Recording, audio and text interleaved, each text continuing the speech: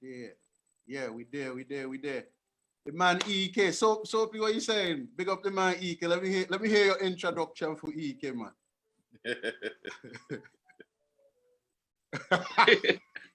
Yeah, man, just big up EK, the real right. The real professional guy for the scene.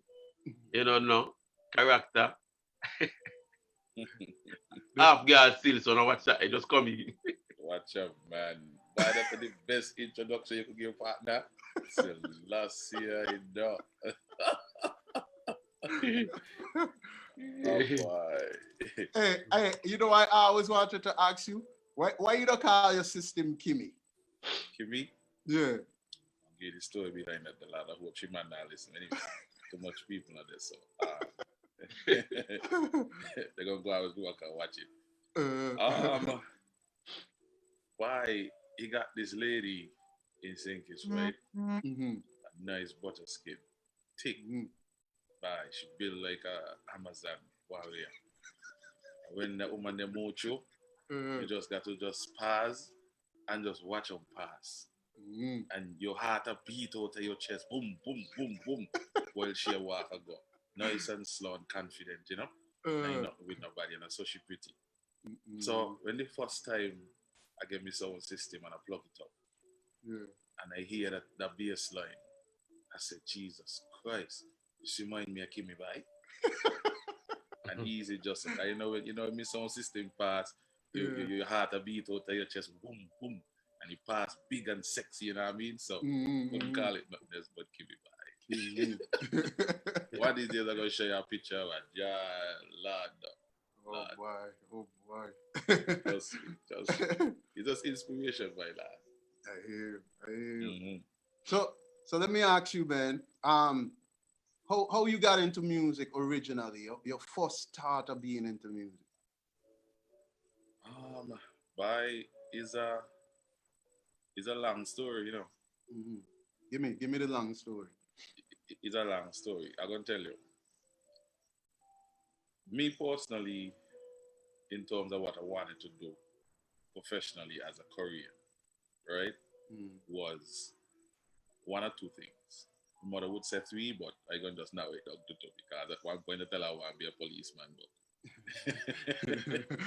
don't tell nobody that. But I always wanted to be either a pilot or an architect. And getting into a pilot school, you know, my mother don't have that kind of money there and so. So the next best option was architecture. I went to CFB, and during the time at CFB, it really worked out the best because during the time I was in CFB, my parents were going through like a divorce. So it was kind of messy and it kind of messed with me, you know, mentally. It was a strain. So really couldn't focus on school. I was wanting to say, you know, I'm going to go back and finish up the course, but coming straight out of CFB, couldn't get a job, my lad. Not even in a supermarket to pack shelf. So the only job I could have get my hands on was construction. So see me a man full of subjects, qualification and stuff. Go head matter, blacks and stuff. When that done now, I woke up by me and one more son. Me and the son ain't the best of friends, so forget that. I think that was like 2000, between 2000 and 2002.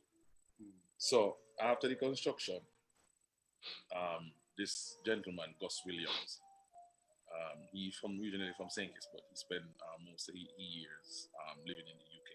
And he came back home, and I think he had won the lotto, some good sugar cane.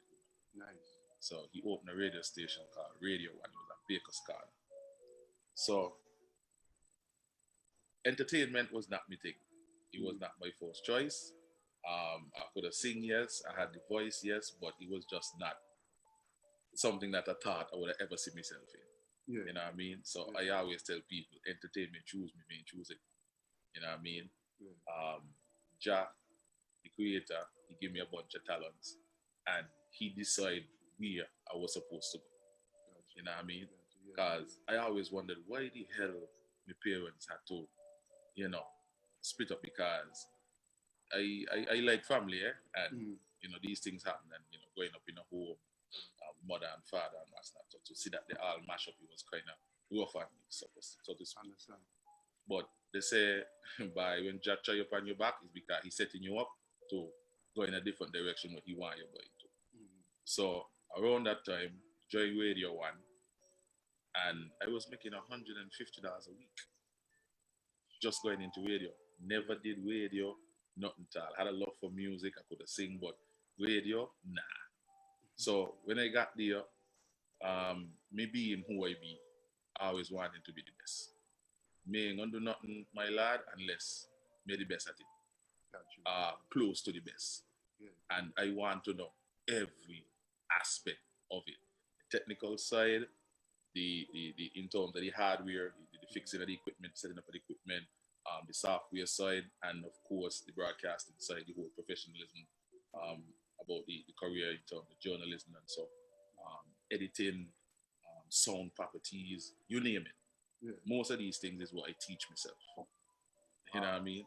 Wow. Yeah, learning how to do commercials, how to project my voice, mixing, editing, and that thing. I teach myself. Wow. You know what I mean? Well, you sound like you're a very intelligent guy from the jump, so that's probably something was easy. Yeah. Let's pay for me up. Can't expect not less than that, my lad. So I hear that. you know, and I had a good teacher in Patrick Wheely, because he was there at the radio station at the time, and he taught me some real good things about broadcasting and radio and whatnot. So I had a fairly good foundation. I did that for about about 2 to 3, 4 years, yeah. And then I went over to Sugar City Rap. Now, mind you, when I first went on radio, you had people like El Green, JGP, the lady from Trinidad, lad, was she there? I was on Gem Radio. Can't remember she there. So let's say I know. You had those people. You had Juni Libod. You had Sugar Bowl. Big names. Yeah. Sensia. You had a fellow named Rock. He was on Sugar City Rock. You had MK. You had Lord Black. You had all these great radio personalities basically on the pinnacle of their careers when I came into radio.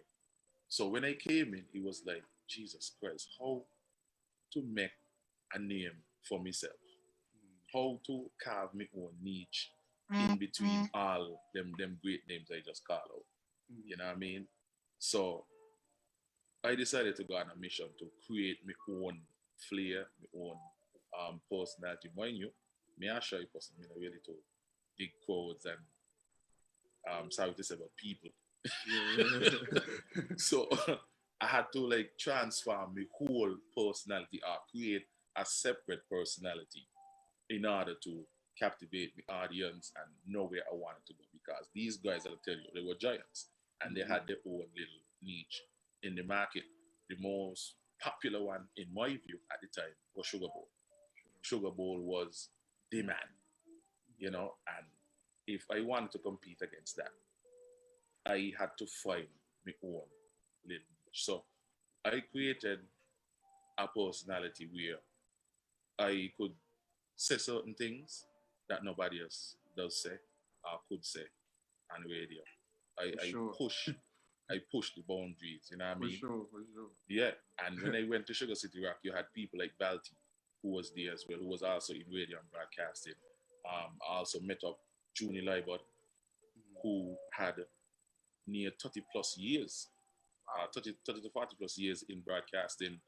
And, you know, being in between these guys and learning from these guys, I took a little piece of everything and create my own vibes, you know what I mean? Yeah. Being able to touch base with somebody as young as 5 years old and somebody as old as 80. I didn't decide, okay, now what I'm going after this demographic. I'm going after everybody. I want everybody to listen to me. Yeah. So at the same time, you had to find a way to mix in every aspect of life. The religion, economics, politics, and I always love politics, Trust me. When you see some people who I'm seeing and listening to music and them kind of thing, I listening to talk shows somewhere around the world, looking at documentaries and that kind of thing. That's what I look at when I work. Well, you say you're a Kitishan, so Kitishan love our politics, brother. But you see, I like it from the standpoint of the science of it all. You know what I mean? Because whether we like it or not, policy is what guides everything that happens in this world. You understand? Is how the system set up. So I wanted to know how this thing really works. So I had to add in that with it as well. And a little bit of the freakiness. You understand? Nobody on the radio at the time was doing anything pushing the boundaries of sex and freakiness except who it was, JGP. You know, JGP used to give a little sexual vibe, but I wanted to go a step further and say some outlandish things to either make it turn and like, that boy just said that. But at the same time, you laugh. Just like how you laugh, you know, at the same time, you laugh and you're like, okay, let me hear what he's saying, you know? And I had to be able to captivate you either which way, either with music, what I say, how I say it, when I say it. And it was just a matter of perfecting that and finding my own niche. So that was radio. And after that, you know, the whole thing is is history. So like you know, I interviewed Sensi and she said at one point, I was working for no salary in the beginning. Right, not all. Jesus. Remember, I tell you when I started out at Radio One, it's $150 a week I used to get. Coming from Sandy Point, I had to catch a bus, come, and then tell the mother like, okay, bye, I want 100, you take the 50. They tell me, nah, socks, nah, shoes. I remember one time, you know, it was so bad that all I had to my name was 50 cents one night. In Bastille, ain't gonna body in Bastille. Them tell me a young man had a girlfriend in Bastille and going to not sleep with anybody. And all I had was 50 cents. There was a place, you know, if you know the Amri Mall on Keon Street, they had a one-hand bandit, or we call one-hand bandit, the slot machines. Never gamble in my life. I don't like gamble at all. Went in there and just decided to try in the 50 cents. And when I tried in the 50 cents, my lad, pulled out the handle, $60 in coins. Come down. So I had money for bus and lunch for the rest of the week. As I hit the $60, I just take out all the coins, cash it out, through the door. You ain't get greedy. You ain't get greedy. No, you're crazy. I tell you, I like gamble. So when I went over to Sugar City right now, negotiate with Balti to pay $10 an hour. This time, me working 3 hours on the year. I probably just finding like maybe an hour in between because you had MK in the morning, you had me coming on just a little after, then you had Rock, a fella named Rock. He used to be on from in the afternoon drive time. That dude was crazy when he come to pep. So he was there, and plus you know you had Sugar Balls and you had other people. So I had to fit in between them little slots there. So I wasn't working for much money. And Valty's a man, he pay you when he feel like. You know what I mean? So sometimes 2-3 weeks, sometimes all a month. Sometimes as much as 3 months pass against you caught from this man. Wow. But I had a drive that I done in the radio thing and I gonna be the best. So I taught myself how to edit, taught myself how to do ads. And that is where I started to make a little sugar cake. Because one time I had to do an ad. Somebody heard my voice and they said they want me to do an ad. I never do an ad in my life. And I'm like, how the hell to do this? I went by one Rascal. And I said Rascal was the man. Rascal was the man. And as a matter of fact, when Rascal was on the radio at the time too, working at Sugar City. So, and you know these man is big icons. Yes, sir. So go on by Rascal now. Them time my ad was like $80. Rascal take 40, I take 40. You can't survive on that. So I work out by now. I want the whole 80. So I go learn how to edit ads. And I sit down like probably 2 nights on a straight in Valty radio station, learning how to edit. I download a software called Mixcraft. Them time I never edit a thing in my life, you know, but now and recording and all these things. I taught myself 2 nights in a row about doing that. And after that, I built a little studio inside a Balti radio station. had a section there where he had some stuff stored. I clean them out. I tell him I want a little mixer, computer, a mic, and I build a studio. I sense you. And that is where I was doing the thing. Juni came there and started recording news on the same little setup there too. You understand? Yeah. So, yeah, the money never used to turn over as thing, you know. And I don't know if he was hard on him or whatever, but we just never used to get a sugar cake. Since he was working there, he ain't get a sugar cake. You check? But I think after a point in time, we loved it so much that it didn't really bother us. And we were planting a seed for later on in life because the kind of sugar cake we're making right now. If we were making that sugar cake here 15 years ago, boy, it would have been good. But, you know, we paid with dues and we tough it out. But I got some stories about working at Sugar City Rock, right? Yeah. That if I tell them stories there, it's going to cause a lot of problems. Yeah? Yeah. Oh, you mean, man? Some crazy stories, you know. But I'm going to leave it alone. Don't tell them. I'm going to leave it alone for another time. But yeah, we hardly used to get paid. You know what I mean? But we tough it out and we stuck it out and we found other ways to make money outside of the radio station. Because, you know, radio station comes with popularity. No doubt, yeah. And, you know, once people start to get to know you, you know, other things will ensue. And so, MCing became a part of my repertoire as well. You know, the singing was always there. I think the first band I ever sang with was, I think it's Tornado Band of Monkey Hill. But before you touch on that, right? You said singing was always there, but you wasn't singing in a band. So what you were doing prior to going into Tornado as far as singing? As far as singing, but I grew up in the church, you know. Mm-hmm. You know, and singing in the church. I was a church boy. Anybody from Side Point would tell you that. I was a church boy, Seventh Adventist. Singing and preaching in the church and so. Mm-hmm. That's what they call me, Preacher E. Okay, see, it makes sense now. Yeah, I was in the church, man, and doing meeting in the church. When I got to high school, true story. I used to sing in primary school as well as walk around singing and what's that. So I used to do a little singing in the assembly and so. So when I got to high school now, foolish me, took an invitation to sing in assembly, and the principal, Mr. Vincent Hodge, when he gets up to make his morning speech now, after we done the devotions, first thing he said, Mr. Flanders, you are to report to Miss Edwards every day at 12:30 for choir practice.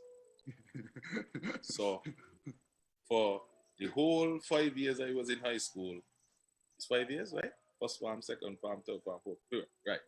So for the whole of them years in high school, every day at 12:30, you had a half an hour lunch. 12:30, you report to choir practice. During choir practice, you get vocal training, vocal exercises, and Miss Edwards, she was the best. You know, I mean, she was quite inspirational in molding my voice. Cause when I first got to the choir, I could have sing practically every single part in a choir. Soprano, alto, tenor, bass. I could have sing in any section. Nice. And, you know, being somebody who was singing all the time, I used to try to show off, and she reeled me in and focused me, and yeah. So the vocal training for 5 years is what really refined my vocal skills. So that's where the singing came from. Yeah. So yeah. The first time I hear you was with Tornado. No, I was like, "Wow, this dude could sing, brother." Mm-hmm. And in fact, I didn't even hear you properly. I hear you. I think it was over the phone or something. Yeah, man. Yeah. So how you end up going towards Tornado now? By is who come and find me by? I mean, I be this Chris, you know. Chris, who used to be in Grandmasters. Chris Martin, yeah. Yeah, Chris Martin. He used to be in Grandmasters, and then when he broke away from Grandmasters, he found his own band. Big up, Chris. Big up. Yeah, definitely. So he came and found me, and we went into this whole Tornado thing. Being in Tornado again, that was a struggle.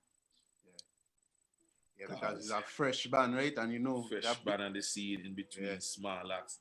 Grandmasters, New Boys, and them times New Boys was on a tier. Yeah.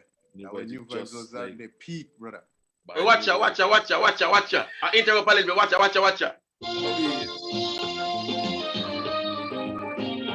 Yeah, that was the recording. Definitely.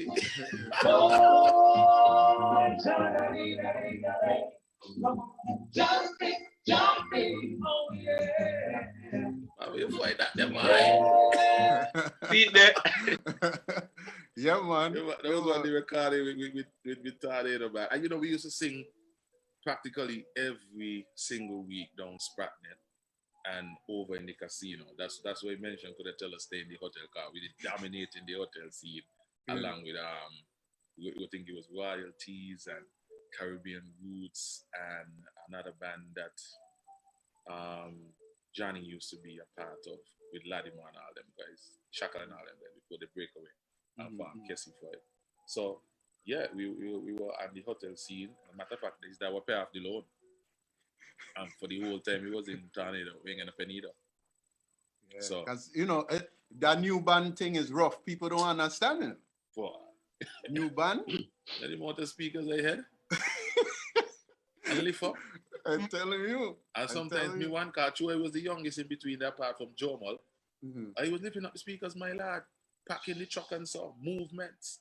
Wow. So when I tell people, don't watch me and judge me now because you see how I operate, it's so I always be. As a hard working man, even though I own my own sound system, I still lift up speakers because that's just my nature. Work hard. Yeah. So I lift up speakers and sing without pay. But let me ask you this: how it was like being in that band? Because at that time, Chris had just leave Grandmasters, and Chris is a big name for Sakits when it comes to music. Like, so I know the pressure was on him to excel because of two reasons: one, he had the name, and two, he just left, and people want you to fail naturally. They're gonna be like, right. Yo, this man, who he think he be? You know what I mean? So did you feel that pressure as well? Yeah, somewhat, because as I tell you, remember when this band come up, you had bands who were already established in terms of jam band and doing their thing. Masters, Smarlax, New Vibes, and Smarlax was always my favorite band. I mean, I absolutely love New Vibes, but in terms of pep and so and the entertaining, by Smarlax. And Smarlax, I go up wrong. You know, Smarlax used to come down Signing Point and play on the hard court. My mother was a netball player at the time, so we used to get netball court jam and so down pump where they play on a Sunday. So it's Smarlax I basically grew up with. And then when I discovered New Boys, I was like, Jesus Christ, really? So, and then you had Jam Band and Born in Flames. So these were the band ringing in your head and Crossfire and so. So, but in saying it though, the pressure was definitely on because even though we dominated the tourism hotel scene, we're doing well in that scene, you still had to come out on the road and jam. And in St. Kitts and Nevis, when it comes to band and politics, find your class. Yes, sir. You got to find your class. And especially on Carnival time, why? You get thump up. Ask Kelly when he bring out with him band. Ask Tiba when he break away from your voice. You know, easy, Rasta. Ain't easy. No, these people stick to the band religiously. You might find a one or two who gonna love you genuinely, but you ain't gonna get a multitude of people. And it was a learning experience for me because all my life I was always the underdog. I always came in underrated on the back end of things, fighting to push through. So I just take up the challenge and I just run with it, you know, I did what I needed to do. But it was definitely tough, and especially for Chris because, you know, you been with a band for so long, a band that was so dominant, and then, you know, break away, go and go do your own thing. Definitely the pressure was on. So some nights I know I could have seen the pressure in his face. You know what I mean?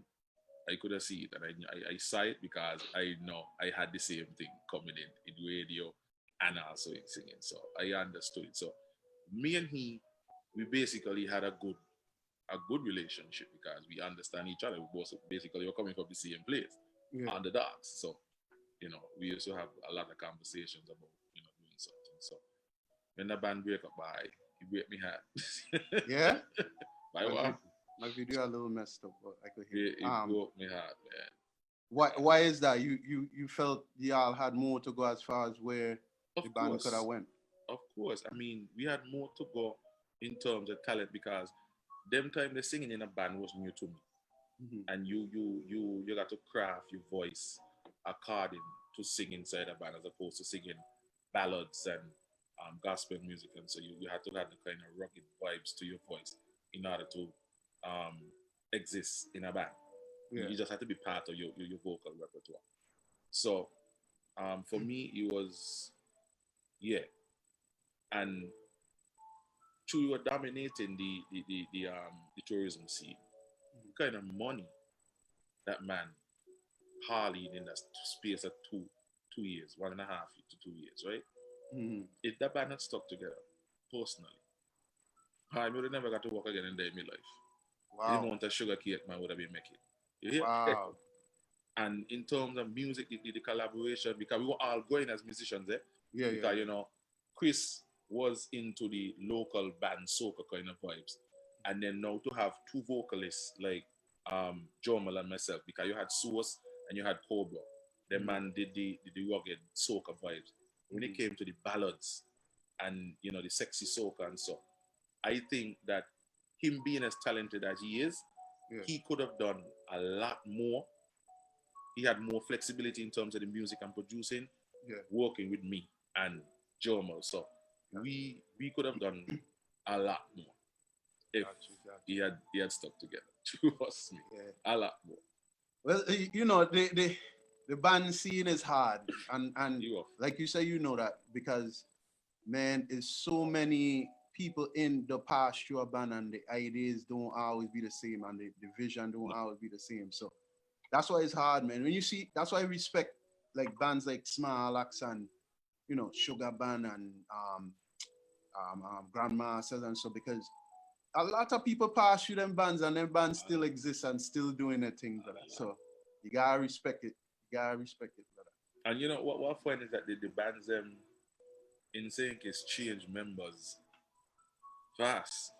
You know what I mean? A bassman drop out and a bassman. You really have long-standing bands with basically the same faces and members for over a length of period of time. None of the bands you see now is original members. No, hardly any. I mean, you see Born in Flames lasted a good while, but if you have somebody who has the personality and the flair, they're gonna always be the face of the band. So even though the members around them change, the core man, he's gonna always be the face of the band. Yeah. But the members, the bass man might come, a drummer might change up, but the faces of the band, the core man, basically remain. Yeah. But Small Axe, you had Mr. Wall. Mr. Wall's still there. I mean, when you pit Mr. Wall as an entertainer against anybody from around the region, the man hard. Entertainment wise hard. Mash up a lot of man. Easy. What? When you come to chanting and entertaining a cold, Wall will just be there chilling back. This session going sexy and groovy. But when it's time to Lego and you hear Wall say, "Alright, no, you don't know. A problem's in the dance there." Telling you. I don't see Wall make man jump over a boat and can't swim. Make woman take off their clothes in dance and so like. Yeah. I mean, the way he command an audience was just something to behold. Daddy Friday had the same vibes, in terms of like the small island bands and so.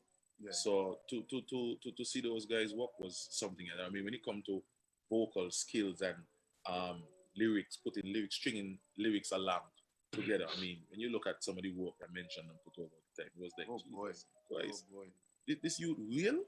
Youth sick. Like sick, what did you eat sick, and sick. so like what is man to listen to, like when he woman so to like come up with these things and the way how he put them over and I mean, it's like it was something to behold. And then you had Gregory in Small Axe from old silky smooth voice and what something, and you had Smiley. I mean, the intelligence of Smiley when it comes to putting chants together and that kind of thing. He was just a beauty to behold. So when you got these core man with the strongest points, they're gonna always be the face of any band. But you're just gonna replace the players around them. So No doubt. that's how it is sometimes. So let me ask you now. So after Tornado and you had that experience as far as like seeing both sides of the music scene in St. Kitts. What was your vibes when the band ended? Like you was thinking, boy, I gotta figure out as far as you already got your DJ, your professional life, but as far as singing, you wanted to continue in both sceneries, or you just say, I'm gonna wait till the next opportunity presents? I wanted to continue, but in anything else, you just got to take a step back and wait for opportunities to arise, and then you could then seize which one you think suits you best. Because when Tornado finished, I was there for a while. I did a couple of stints with Kessie 5, sometime when Shackle couldn't make it, I would just fit in. And, that to me was a good vibe because at the time, my voice wasn't really too rugged enough for the soca and the band voice. I always lean more to the ballads and the reggaes and what's not. So anytime Kessie 5 call, I got. So, it was just a fit in here and there. And so I used to for the people who don't know who Kessie 5, like what type of music they play on? Kessie 5 is basically a cover band. They basically work in the tourism industry, at the hotels, at bars and figure strips and what's not, weddings and banquets and that kind of thing. So that's what they do. Yeah. So being with them, it was like being in my comfort zone because that's what I'm accustomed to sing. So and then while I was there just chilling out one day, wall knock, wall say, "Hey, come here. You're him small as him." So just so. Yeah. I mean, when these men call you and say, yeah, what you gonna say? No? Exactly. No, it was like, what? Smarlax man? Me? Yeah, so went with Smarlax, and that was an entirely different experience in and of itself altogether. You know what I mean? Because as you say, you have these bands and everybody got their own vision of what the band's supposed to be. And sometimes the vision don't really mesh most of the time. My thing was going into Smarlax. Smarlax is Smarlax. That's the identity, that's the character, that's the pedigree, and he ain't gonna change. You could try to add to it, but at the end of the day, the core gonna remain. So my vision was, because when I went with Smarlax, man, I do some touring, right? I sing in some places, right? And that's what I try to tell these young upcoming artists right now. I ain't seen nothing yet. I ain't gonna knock out yet. So please calm down on your attitude, because I ain't gonna reach nowhere yet. The man, the first time I sing for a multitude of people, right? And me as a man don't really get nervous that easy. But when I see look out and I see the people, I'm like, Jesus Christ. Can you not see them crowd there in St. Kitts? Yeah. Then you talk about 10,000 people in a stadium just out there waiting for you. Yo, you know that feeling there? Yeah, man. Rastafari right now. So, I think the biggest crowd I ever sang in front of was the parade, the parade in Miami. After the parade, they go to the park. But we don't know the name again, I don't remember. But it's the park with everybody that go in. Yeah. Oh boy. Yeah. I can't remember it. It's a Citrus Stadium, I think it's called. Citrus Something Stadium? like that. A big Something stadium. like that. Yeah. It's a big, and that's where they have the parades now. I see people as far back as me I could see, as far wide as me I could see, as far left as me I could see. And it was just a multitude of people. And I'm like, Jesus Christ. Telling you. When Smarlax touched the stage, right? The plan was, is so much of people in here from different cultures, different islands. Why, what are we going to do? The man said, bye. We're going to just do it Smarlax time. This was Mr. Wall, eh? Yeah. Mr. Wall, the operate under some kind of pressure, right? That, I don't know. This man always calm. Always calm. So he said, man, no worry, man, just do your thing. Smarlax, you know. So, okay, man. Got it, boy, no. By when the first brass line Jack White, we touch a song from basically every single small island that you could think of in succession, one behind the other. So we had people from Barbados wailing, Trinidad wailing, Haiti wailing, Dominica wailing, everybody, VI we touch, we hit a jam, man. Why the place went mad? Jesus Christ. When we don't know, we said, MC come back out and say, hey, you come back, you know? I ain't never seen nobody get an encore that time there, but we went back on and we tear the place to pieces, but yes, sir. Trust me, that was a crazy experience. And then I think the second biggest crowd was in Belgium. Belgium has a festival up there, Festin something. The man, we did 2 nights. One was in a horse stable. The venue is a big horse. When I tell you big, you know, with 3-4 stages, you know, and all the stages going on simultaneously. You know? So we sang in the third smallest one the first night. Then they put us on the second biggest stage in the second night. But we started with a Stevie Wonder, right? When we first started out, nobody was in the stadium. Yeah. It was just us, the sound man, them, and maybe 1-2 fans who know us. By the time we hit the first song, which was a Stevie Wonder song, I can't remember the name of the song, but it was a Stevie Wonder song. And we do it with a little bit of soca flair with it. I said, by the time I close my eyes, hitting a note, and I open back up my eye, you can't believe where people come from. Mad! Why? And we walk out, okay, then we're going to hit another reggae. Boom, hit another reggae. Bye. The promoter went up on the stage. Jesus Christ, what are you guys doing? Oh, you're a soca band. So I said, partner, calm down, look out here. Yes, you're going out there. You can make as much noise as you want, but the people them out there is enjoying it. Exactly. Yeah, we're going to give you soca, but calm down. Nobody was here when we first started, so, you know, we just tried to whoop it in. And I had a whale of a time in Belgium. I mean, we touched places like the VI, Tartola, St. Croix, St. Thomas, St. John's. 1 year we did back-to-back road gigs, 2 different islands, same morning. Tuesday morning, yeah. We left St. Kitts doing a jam one night. The next morning, no, we fly out the same afternoon, you know. Yeah, we fly out the same night, went to Anguilla. Do Anguilla Juve morning. Tear down Anguilla. That year, Better Band had a big thing. Oh, okay. Yeah. Big thing. Big thing come out the jam. I think them time there, I think it was Bugner playing the keyboards at the time, because Kelly did done left at the time. Okay. So I think it was Bugner playing. I think so. So we program big thing. But we tear down Anguilla with them and sound. You know, all the kitchen them down there. Why we jam? When Juve morning finish, the bus pull up next to the trailer with the bags done in the bus, straight airport. Catch a plane, straight Antigua.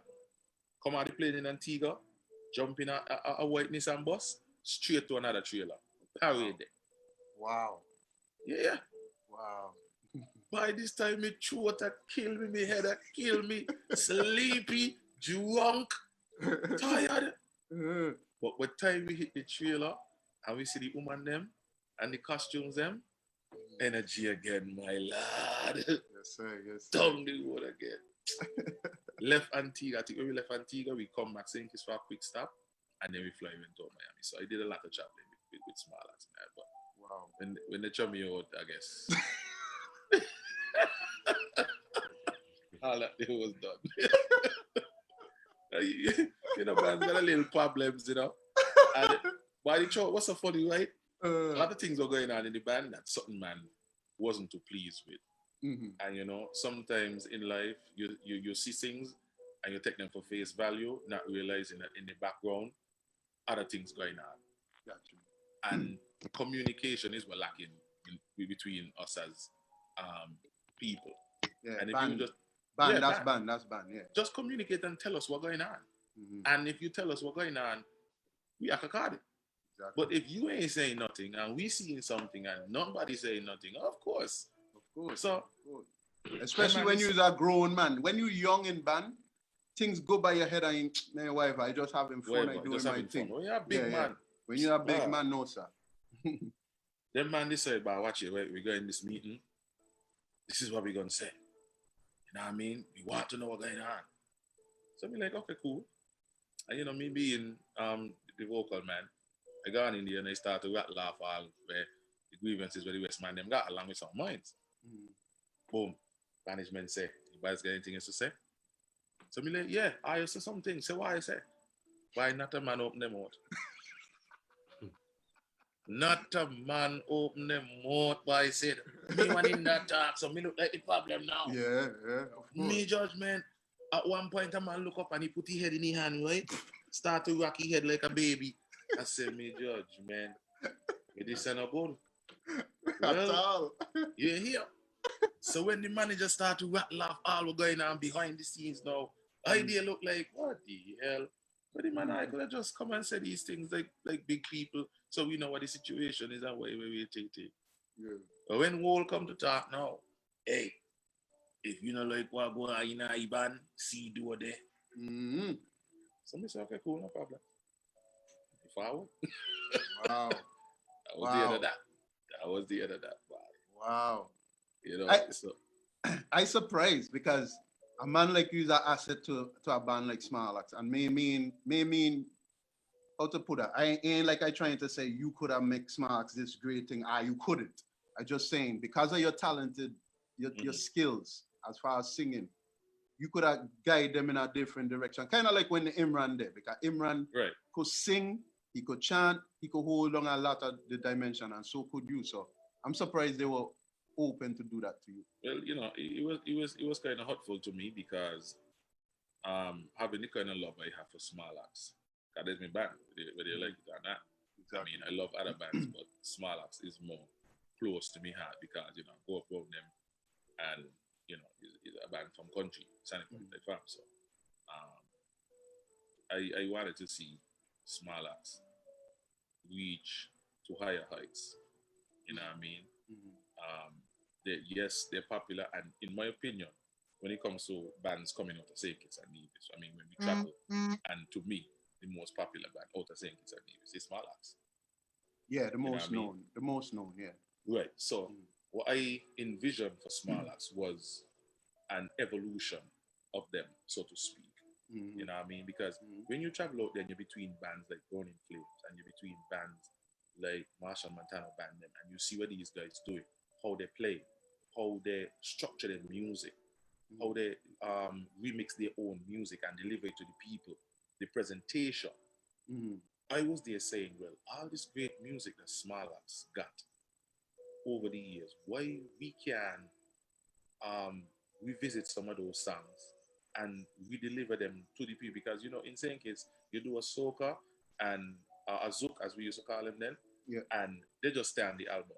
What people really want is the jam and the chant. Right?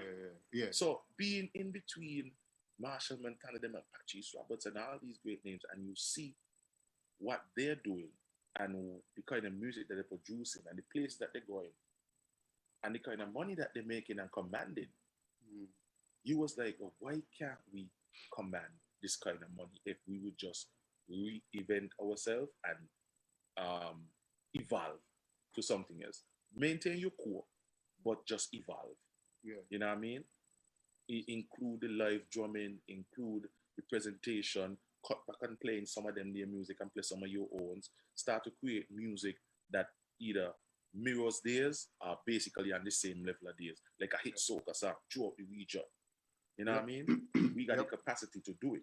We could link with some of these to do some collaborations, you know, Smarlax and Marshall Montana, Smarlax and Patrice Roberts. But these guys were collaborating. And being the youngest in the band and seeing certain things and looking at the music industry from my eyes, I was hoping and thinking that, hey, why we not tapping in to this side of the market to make ourselves, you know, even more viable? Why you think was the hold up? Why you think was the resistance? I guess some people were comfortable with doing what they're doing, and so they just walk out. Well, we done doing this, so it didn't make no sense. I mean, we go over here, but me being the kind of person that I am, I want to be the best, And I want to tap into every single aspect, eat a piece of food after every single thing. Yep. So my thing was, okay, every year we spend close to $20,000 getting a sound system ready just to jam on the road to win $7,000 or $10,000. Burn up all them speakers there. We make the fans them happy and they love that, yes. But at the end of the day, where is the profit? Where is the big money? Why are we struggling? And we so popular? Why we can't tap into other regions and so? I mean, we don't bring band from all over the place to here to jam with us. But why we ain't going certain places to jam to? Exactly. I mean, we basically got the VI and some of the Leeward Islands basically locked up. We could play Windward music just as good as any Windward band. EK, let me tell you this, not to cut you off, but I don't know how old you are, but ever since I was a young man, like figuring out music and stuff, Small Axe Knock always been the album production, the marketing was off forever and ever to this day. So you're trying to tell me nobody in that band could say, you know what, all these years, let me just try this thing a little different? Nobody? I really couldn't answer that for them, but because I guess people, like I tell you, people have their own vision of what something's supposed to be, and if they have the leadership reins, then they will determine the direction in which that goes. Now, you who just coming in probably looked at the person coming in the last shower area, and like I tell you, what my vision was for Small Axe, because if we could take up $30,000 and fix a whole sound system to go jam on the road to win $7,000 or $10,000 in road match. Yes, the road match is going to spell gigs for you, traveling. But how about capture a next market along with it? There you go. When last we've been to Dominica as a band to play? There you go. When last we've been to, I mean, have we ever been to St. Lucia to play? Have we ever been to Trinidad or Barbados to play? I mean, how about we try and seep ourselves into these markets, because we go into Miami and New Jersey and Canada and these places and Europe and so to these places with other bands from down these regions. So how come they could come to our region, but we ain't going to their one? Exactly. With a name like Small Axe. With a name like ours, man. I mean, the amount of years and experience that we have and the entertainment, because when you look at some of these man entertainment, half of these men ain't as much as a prolific entertainer as Mr. Ward. No. When I see these men coming here singing and they're using backing tracks and the lead vocals also in the track and they're performing and they're going on with this lot of money, which one of them could sing better than mention? Which one of them? Exactly. I mean, even though you use myself, which one of them could sing better than mention? Yeah. And we just sing everything live without backing tracks. I'll put you in there too, since you want to do it. None of them better than you neither. You on that level. You on that level. So that's the way I was looking at it. Let me take up half of the money, $15,000, and decide we're going Dominica on a tour. We link up with some of the Dominican bands and promoters, and we come back home with a sugar cake. Once we start to dominate that crowd, Dominica, then we could always trickle into another market, and we frequent those markets as well. So when they got a big festival, Small Axe must get booked, because we got material and we got a link with them already. So we want to tap into that market as well. Because I studied business in school, man. And if you're going to just keep selling your product over here, why the hell do you want to capture over there as well? There you go, man. You got to evolve. You got to evolve. Yeah. So that was my thrust. That was my push. But I guess at the time, management didn't share the same view as me. And so, we just had to part ways. Yeah. And, it was kind of sad, because even you look at the state of the music today, I mean, you can see where certain bands and artists trying to evolve. Yeah. I mean, when you look at the evolution of mentioned music and where it is today, you could see where the Down Island having a little bit of influence on his music as well. Because if you go anywhere right now, when you hear 869 now faking at them, listen to the pattern of the music. Yeah. You got man from Barbados and man from Trinidad looking at the music like, yeah, okay. See where you're going. You see Trini DJs playing it, St. Martin DJs playing it. So you could see. But it should not have taken us this long. No. We should have been doing it a long time ago. I tell people, I could sing anything. Give me anything and I will sing it. But me not write up. That's not my talent. I mean, I try to sit down. I don't write no song. Yeah, you ain't got to. You ain't got Me to. stupid, mind you. Mm-hmm. So I could know when I sang, okay, let me change this in here. But it's not my talent. Mm-hmm. So instead of trying to bust me ass to create a song, partner, writing is your thing. Write the damn song and let me sing it. The biggest artists in the world, half of them don't even write their own songs. Name the biggest one, Michael Jackson.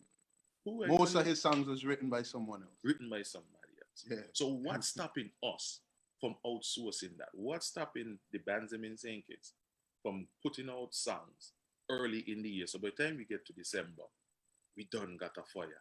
Every other island does it. I talk about this with everybody who come on the show, and it's just us small island, we weird. I don't know why it is. And I think Jones tell me it's because the older people the older musicians before us, they set that type of precedent.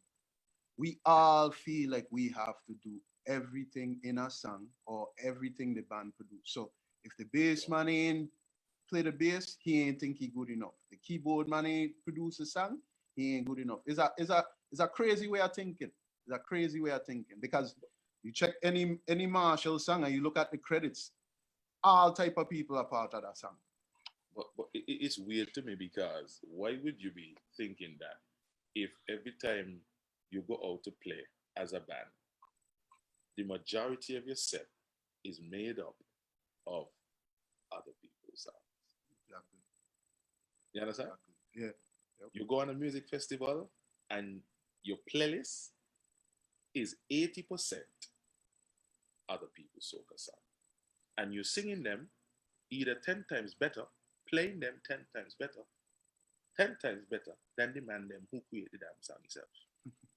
So what's stopping you from coming up with something like this or having something like this under your repertoire as well? What's stopping you? Nothing really stopping you. It's just a matter of reaching out. I mean, when one time we went to Miami, and before Patty Swagger said she nice breast and now and the little shape where she got. Patty Swagger was in a bus sitting down a couple rows away from me.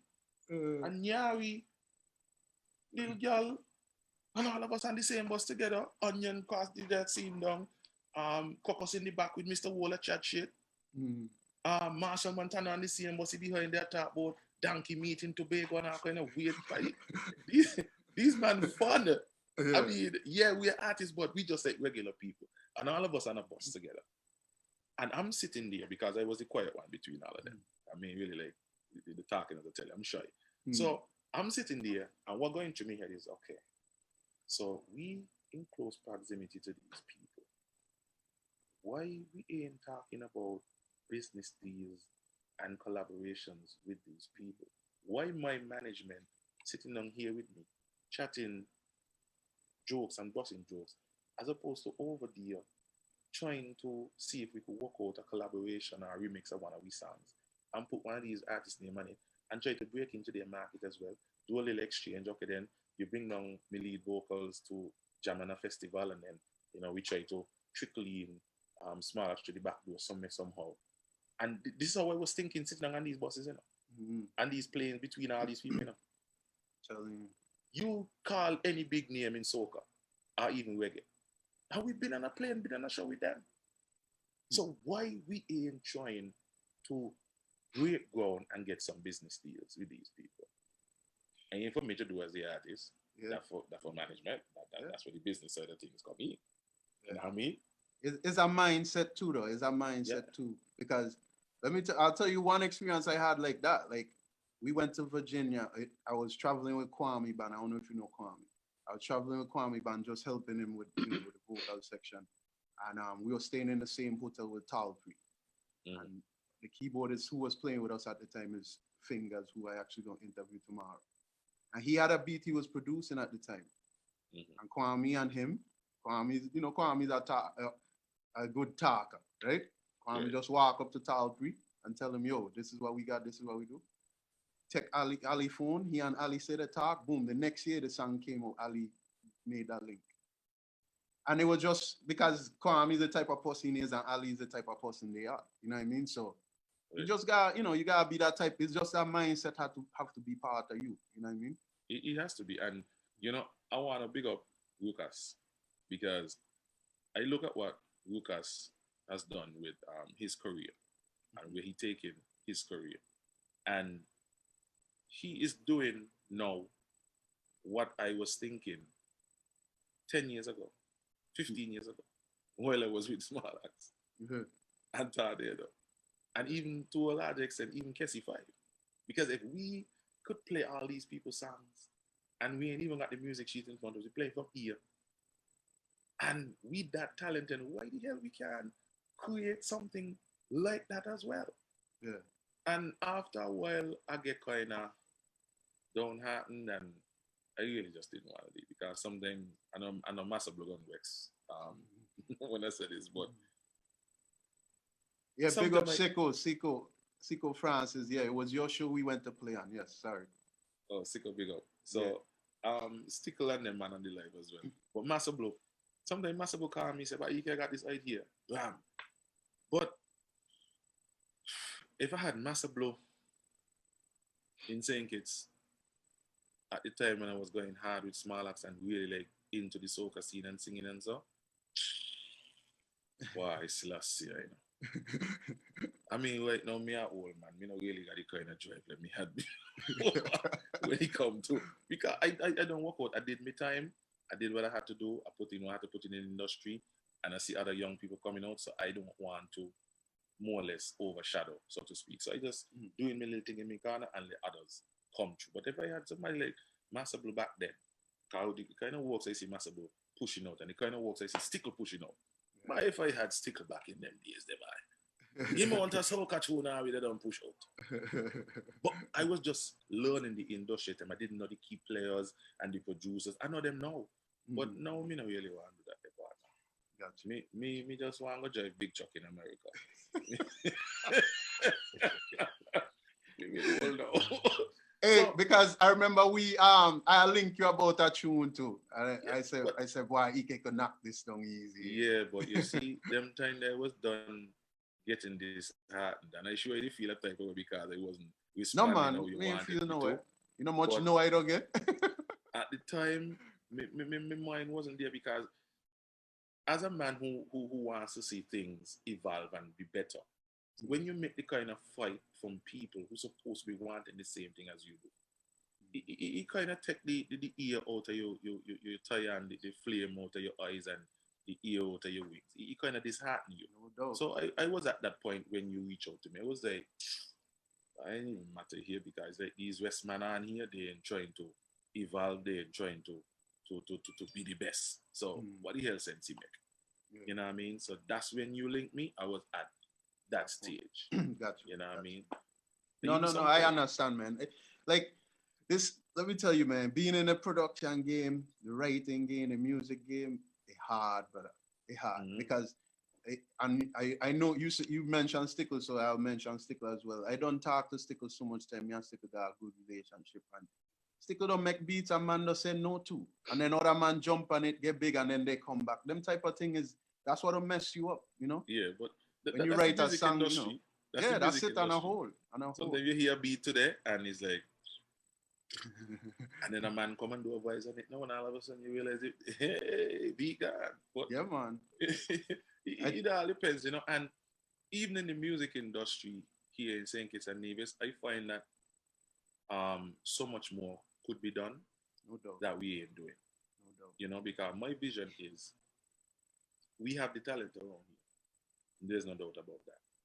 But what we need is changing of the mindset of the people, and that could only come from the leaders. And if they don't share the same vision, we're gonna just be going around in circles, and the same thing gonna just be happening over and over and over and over again. And if I was to have a big say in the entertainment industry in St. Kitts, there's so much that I would change, so much that I would do, that I would see to it that we get to the level of where some of these man really. When you talk about investment in equipment and them kind of thing, you know what it's like to purchase a pair of monitor speakers in St. Kitts? Not in St. Kitts, no. What is it like? You see, you could just run down to the store from where you be in New York or wherever and pick up probably a pair a monitor speakers for like $100, $200, get them on sale, Yeah. right? Yeah. We here in Singers got to buy it for that, ship it, and when you come down here, 300 euros is like what, 800 or something dollars, somewhere around there, like $1,000. You then have to go pay equivalent or just below $1,000 to get them out of customs. Wow. You understand? So it's like you're buying it twice. You're buying it twice. Wow. You buy it up there, and when you get to customs, you gotta buy it again. No. Wow. If you didn't have to purchase that again, you could have then purchased a mic. You could have also purchased another keyboard. You could have purchased some padding with the extra money that you had to pay at customs. No. The way how it's set up, you could put it in for duty free from the government, but you have to make an application. I would change that. I would make it across the board. I would make it a law. Anything to do with entertainment, culture, those things, absolutely duty free. Yeah. What they charge you? You pay whatever shipping fees, whatever port fees, but in terms of charging your consumption tax on it, take it off completely. Because so why is that? That's just because of the type of product it is, or that's just anything on a whole? Buy anything that you buy.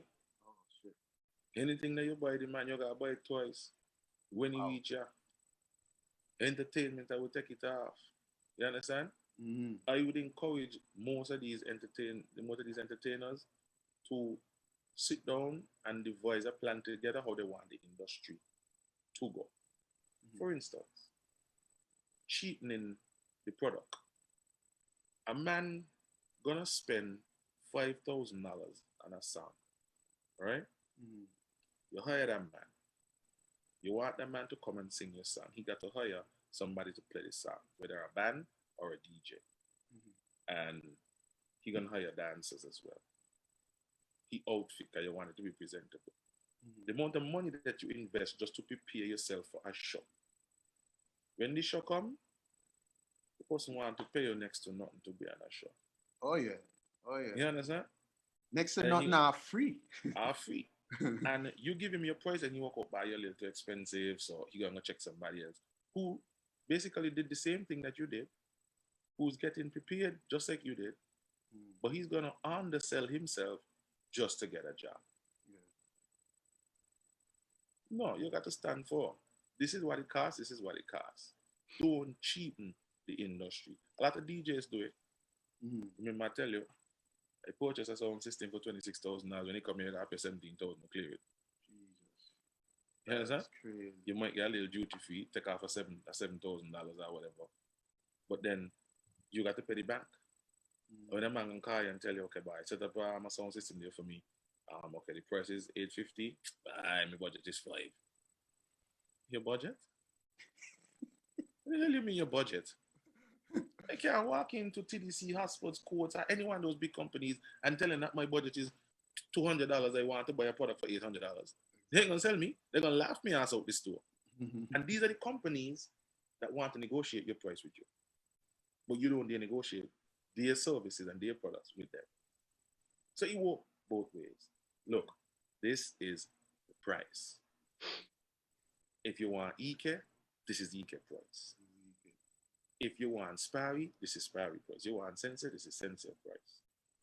You're paying for the name and the experience. Just like how when I come and I buy a Toyota, I pay for the name and the experience. Give me a brand to Rasta. Pay me for my brand. You hear what I tell you, I start radio 2001, 2002. It's a 2020, that's about what? 17 years. 17 years of experience, my lad. And you want to give me not change for that? Everything me say is a hashtag. Article. Sometimes me say something on the radio, bam, a man come with a chant, he do a song.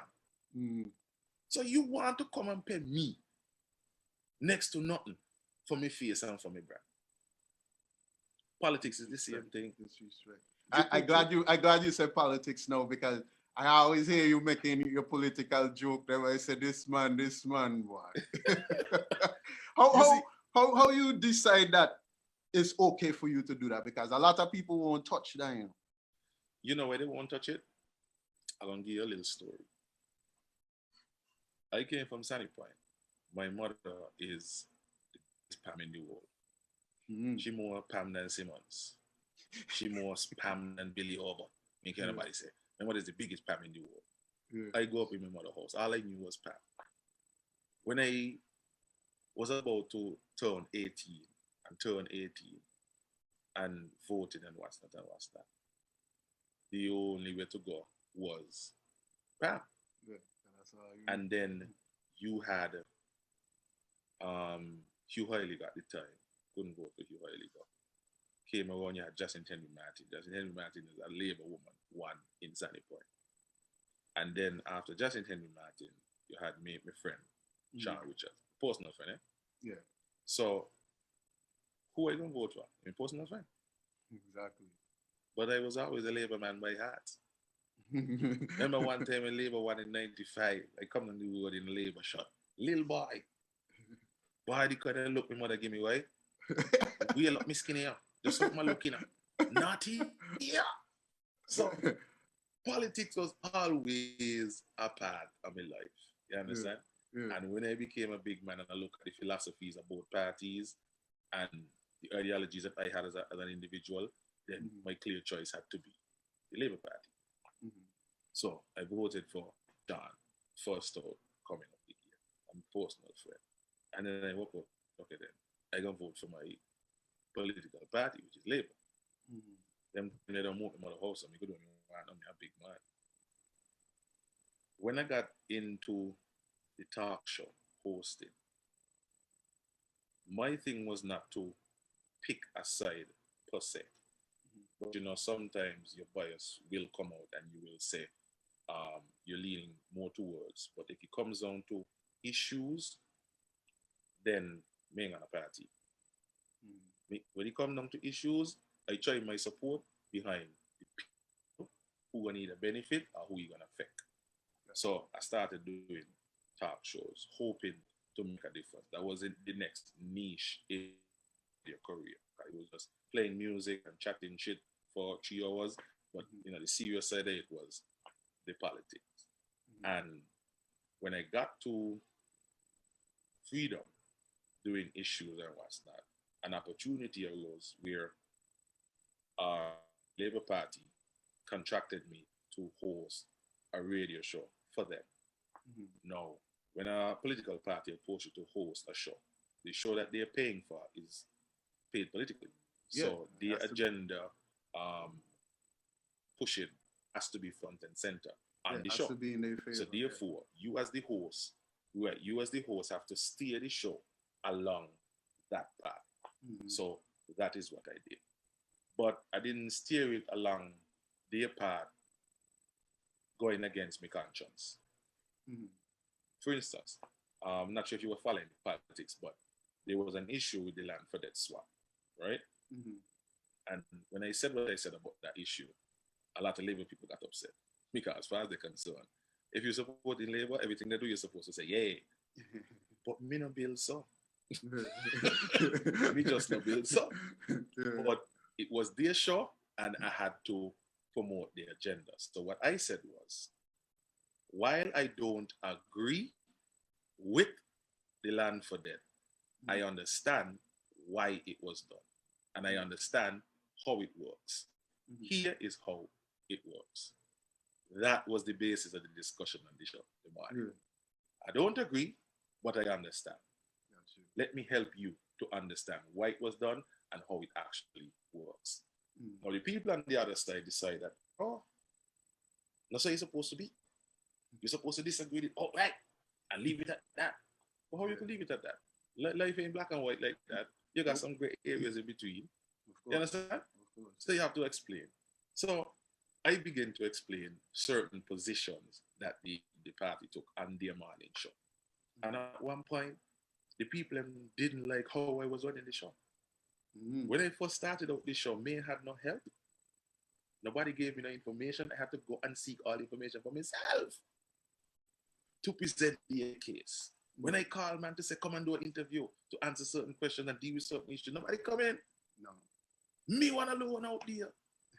So they call me into a meeting and say, boy, show needs direction. And I say, hey, but when I ask her for direction, I give me none. So now we go how we go and you pick up steam and you pick up popularity. Now I want to jump on, but then here what? Come do it tomorrow yourself. Me as a man tell them so straight up. Yeah. Boom.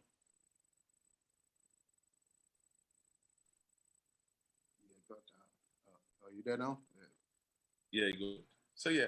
Mm-hmm. Yeah, the internet kind of rocky.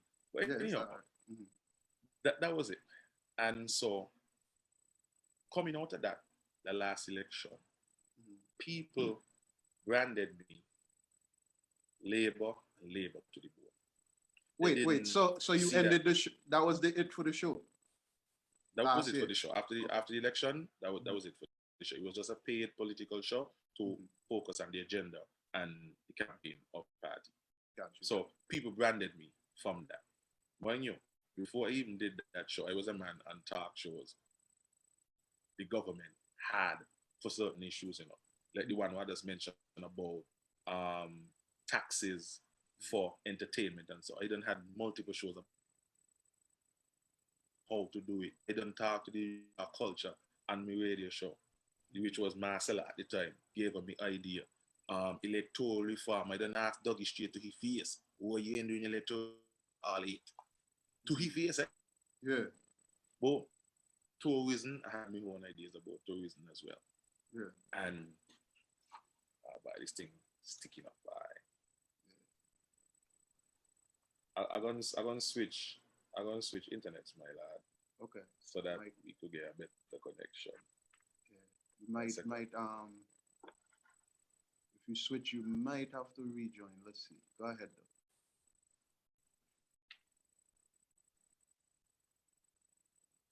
Yeah, so people here, EK say he gonna switch up a little bit down. Just give him a minute or two. And I go switch me shot too because Gap just cancel me contract. Watch out, man. So yeah. Coming out of that shop, people branded me. Mm-hmm. And in St. Kitts, once you pick a side or you are branded by a particular side, if your side loses, hell to tell the piper. They're going to literally destroy you, my lad. You hear? Yeah. And I bore some backlash for doing Good Morning St. Kitts and Nevis. And I don't blame anybody for it. I don't take it personal. Yeah. And while I was going through it, I didn't really say anything much. I just bore it on my own. Got to tell you, I was always an underdog. I always come fight it. Yeah. So what happened to me was that my business, Real Right Entertainment, took some hits because of that. You know, people got into certain positions of authority that could make certain decisions. Yeah. And so certain jobs that I had, they were no longer mine. Wow. You understand? I lost jobs as a DJ, as an MC, because I used to go to Culturama to MC shows and DJ for shows and that kind of stuff. So some of those jobs, they literally vanished because as far as the people who are in position now were concerned, you spoke against us. And so now we're in charge. You can no longer eat this food that you're accustomed to eat. But that's a typical thing that happens in St. Kitts though, right? Yeah, it happens all the time. Gotcha. Once you align yourself to a particular party, if the party loses, you get in the full brunt of the backlash from that. No, it happens, and this is something that you got to take into consideration when you put yourself out there for politics. And as I say, I don't take it personal. It's just people, because if I talk against you and you're in a position to give me a job, what you do? Why look in somebody else? Not EK. So, may take it personal. But I would tell any small business owner, unless the climate and the maturity in St. Kitts and Nevis change politically, don't get involved. Have nothing to say. Yeah. Otherwise, you're going to get hurt. and he's gonna hurt you in your pocket. So you're gonna have to wait until your party come back in again for somebody to say, okay, let's give him a job. You understand? Yeah, And because if that politics is something ingrained from childhood, eh? Yeah, that's what I'm telling you. And if you don't know how to navigate around it, you're gonna hurt yourself. At the time while I was doing that show, I got threatened personally. People threatened to kill me. People were telling that me far? Yeah, man. People were telling me that they know where my kids go to school and they would hurt my kids and that kind of thing. People were vandalizing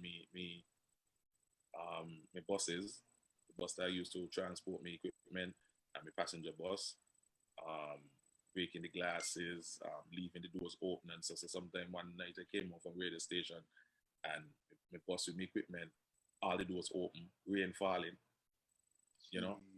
and people used to follow me. Like when I finish gigs 3 and 4 o'clock in the morning, you have vehicles following me over. So enough times I sleep in the radio station. The radio station got 3 doors and cameras all around. So that was my life. And I never said it to anybody. Only people who were real close to me knew what was going on. Wow. Because I didn't come out and say it, Yeah. The gigs them got cut back on. And so it was a struggle meeting certain obligations that I had to make. So I had to reinvent myself, readjust myself, dip into other avenues because why complain?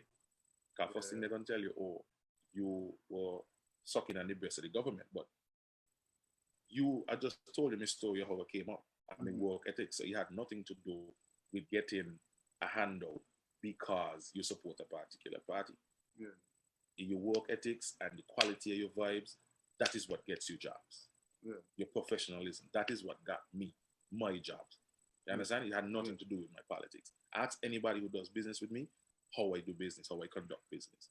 So it had nothing to do with that. But politically, it would be a good argument to make that, oh, you're getting jobs because of your political affiliation. It wasn't that. And so after going to that, I took a personal decision to come off of issues, take a step back. Also to add to that, while they were threatening me and following me and that kind of thing, I made an application for a personal firearm to protect myself. I'm a businessman. Yeah. I could recall one night, it was a Friday, a guy had about $3,000 to me, that gig that I did for him. And he brought the $3,000, 5 o'clock in the afternoon at the radio station while I on here, in cash. I had a check, in cash. So I had $3,000 in cash on my person. When I got to 6 o'clock, somebody paid a deposit for a street jam the following month as a coming out the radio station. He can get a deposit, $1,200. So I now have my person $4,000. Went to Sunny Point with a sugar cake in my pocket. Did a gig, the lady paid me $800. So 4,002 plus 8. That's $5,000 cash. You understand? As a businessman on a Friday, no bank don't close. But if people bring their money, well, you don't take it, because when you get it again, because an entertainer. Of course. If a man bring him money, you better take it because when you get it again. So yeah, so people would say, "Well, why you accept the money there?" I said, "I take it because I don't know when I'm gonna see it again, my lad." Support the person they pay me for the next 2 to 3 months because they ain't get the money or they ain't get the honey in drop right. Then I out of that, so I accepted the sugar cake.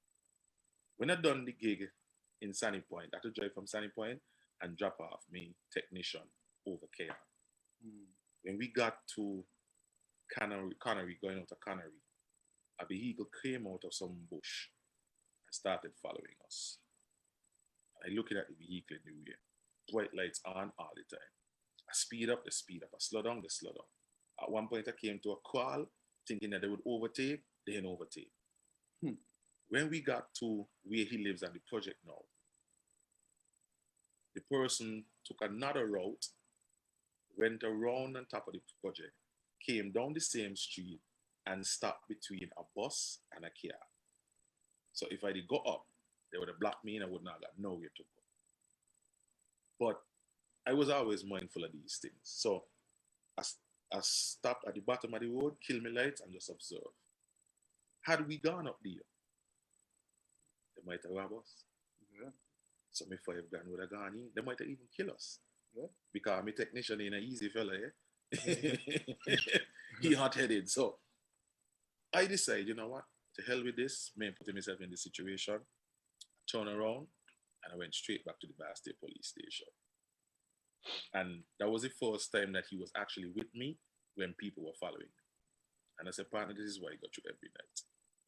Wow. When I'm coming home. You understand?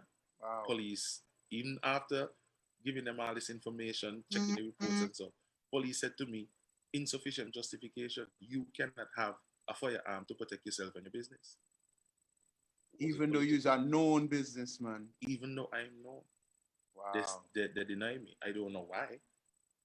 But that was it. Well, so, I'll tell you this, in New York, me as an individual can't get a firearm license. But if you're a businessman as a known businessman with a business license, definitely can. No problem. I got a business license, business loan, business everything. People know. Yeah. And so that was what I had to endure because I took a political stance and because I speak on certain things and some people don't like it. So I decided that, you know what, I ain't gonna road no more. Instead of coming out as a hard-hitting social and political commentator and talk show host, I'm gonna take a different approach to the politics. Yeah. And I'm gonna be comedic about it. Yeah. You understand? Yeah. I freaking on every and anybody. I'm making a joke out of the whole damn thing. Just to not go down the road of see Sparrow said he not follow me the whole time. I was about to tell you that he reached. I just see it, you know. God sent me there, you know, also you know, follow me. It's a good thing, you know, give me money. So I decided I can just not go down that road again. And so I decided I can just do it like that. And most of the politicians know me. I know most of them. We get along well. Yeah. But is sometimes the supporters get a little overzealous. Yep. You know?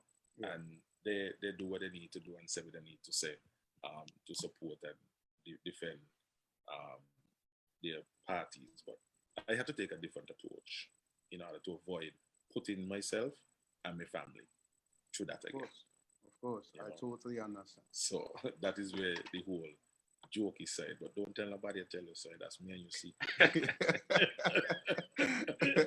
You know, because in everything that you do, once you reach a certain level in your career, you have to know when you reach your pinnacle and know when to reinvent yourself to either go in a different realm, a different stratosphere, or a different market altogether. Gotcha. And as an entertainer, if you don't know when that time comes and when to take a step back and look at yourself and reinvent yourself and evaluate yourself, you're going to just have a time period where you just come, you do what you got to do, and you just fade off into the sunset. Yeah, you become a has-been. Yeah, me not ready to fade off into the sunset yet. So, me gonna reinvent myself. And if you look at what's happening now in the world with the COVID-19 thing, and this is what I always tell my fellow DJs and entertainers, don't just be satisfied with being this. Don't just be satisfied with getting this. Expand. You understand? Make yourself marketable. Make yourself relevant at all times in any place that you go. Because you could go dance all on a weekend, make the girls them skin out and backflip and do all kind of crazy crap and whatever. But you want to tell me only on a weekend you could work? Well, me like money. Me don't want to just work on a weekend. Me got bills to pay. So me and man, me want to be a work Sunday to Sunday.